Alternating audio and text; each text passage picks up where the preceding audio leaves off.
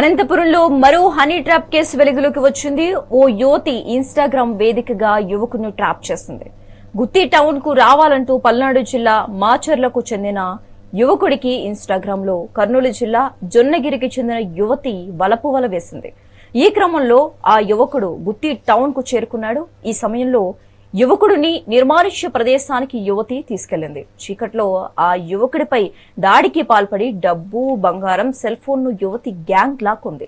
దాడి నుంచి తప్పించుకుని సమీపంలో ఓ దాబా వద్దకు పరిగెత్తుకుంటూ బాధిత యువకుడు వెళ్లాడు. ఈ దాడి ఘటన గురించి పోలీసుల దృష్టికి తీసుకెళ్లేందుకు యత్నించాడు ఆ యువకుడు. ఇంతలో అక్కడికి చేరుకున్న యువతి గ్యాంగ్ పోలీసుల సమక్షంలోనే మరోసారి దాడికి పాల్పడింది. దాడి చేస్తున్న వ్యక్తులు ఓ రాజకీయ పార్టీ నాయకుడికి సన్నిహితులమని బెదిరించారు. దీంతో కేసు వద్దంటూ బాధిత యువకుడు పోలీసులను వేడుకున్నాడు. దీంతో యువతి గ్యాంగ్ ను వదిలిపెట్టారు.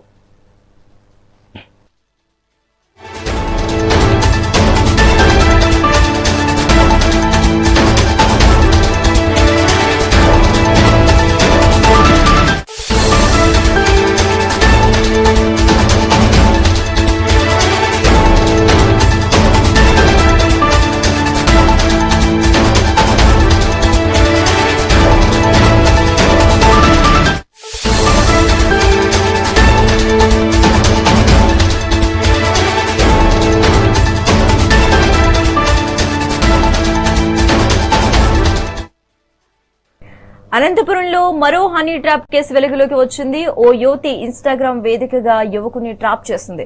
గుత్తి టౌన్ కు రావాలంటూ పల్నాడు జిల్లా మాచర్లకు చెందిన యువకుడికి ఇన్స్టాగ్రామ్ లో కర్నూలు జిల్లా జొన్నగిరికి చెందిన యువతి వలపు వల వేసింది. ఈ క్రమంలో ఆ యువకుడు గుత్తి టౌన్ కు చేరుకున్నాడు. ఈ సమయంలో యువకుడిని నిర్మానుష్య ప్రదేశానికి యువతి తీసుకెళ్లింది.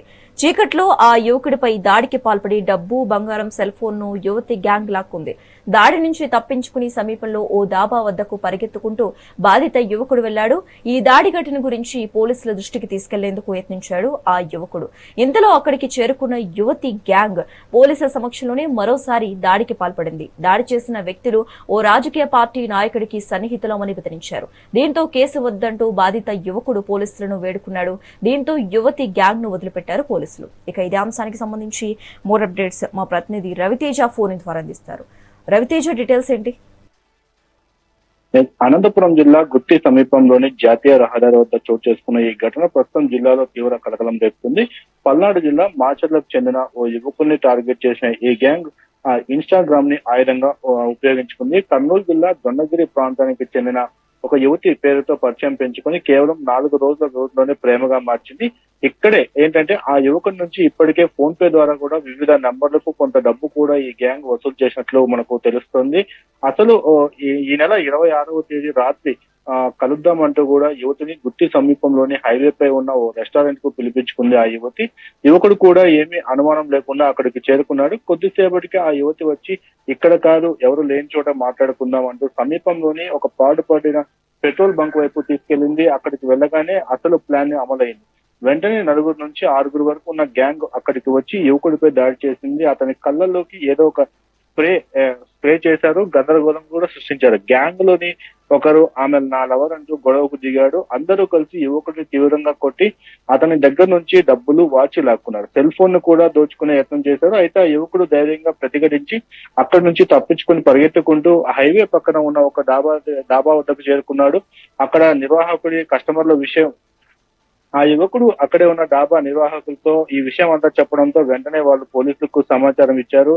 కానీ గ్యాంగ్ అక్కడితో ఆగకుండా మళ్ళీ డాబా వద్దకు కూడా వచ్చి యువకుడి పైన దాడి చేసేందుకు ప్రయత్నించింది. అక్కడే పంచాయతీ పెట్టి వ్యవహారం ముగించాలని చూసింది. ఈ సమయంలోనే పోలీసులు అక్కడికి చేరుకుని విచారణ కూడా ప్రారంభించారు. అయితే గ్యాంగ్ సభ్యులు తనకు ఒక రాజకీయ పార్టీ నాయకులమని చెప్పుకుంటూ మా స్నేహితుడు ఫిర్యాదు తీసుకెళ్లాడు కాబట్టి కొట్టామంటూ కూడా వారు చెప్పే ప్రయత్నం చేశారు. అయితే పోలీస్ స్టేషన్ కు రమ్మని పోలీసులు చెప్పినా కూడా వారు ఎవరు కూడా వినిపించుకోలేదు. అయితే ఇదే సమయంలో అప్పటికే భయాందోళనకు గురైన బాధితుడు ఇలాంటి కేసులు ఏమి వద్దంటూ కూడా మరెవరికి ఇలాంటి ఘటన జరగకుండా చూడాలని చెప్పేసి అక్కడికి వెళ్ళాడు.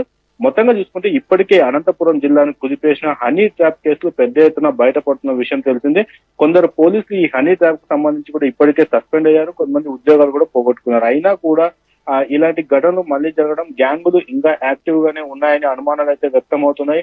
స్థానికులు కూడా ఇది ఒక పెద్ద ముఠా పని కావచ్చని భావిస్తున్నారు. పోలీసులు ఘటనను సీరియస్ గా తీసుకొని లోతుగా దర్యాప్తు చేస్తే మరికొన్ని విషయాలు వెలుగులోకి వచ్చే అవకాశం అయితే ఉంటుంది. కానీ ఇక్కడ బాధితుడు పోలీసులకు ఎటువంటి ఫిర్యాదు ఇవ్వకపోవడంతో పోలీసులు కేసు నమోదు చేయలేకపోయారు. అయితే సుమోటోగా ఈ కేసును తీసుకొని దర్యాప్తు చేస్తారా, లేక ఎవరు కూడా కంప్లైంట్ ఇవ్వలేదని చెప్పేసి పోలీసులు ఇక్కడితో వదిలేస్తారా అనేది చర్చనీయాంశంగా మారింది. Rekha, right, thanks for the updates Raviteja.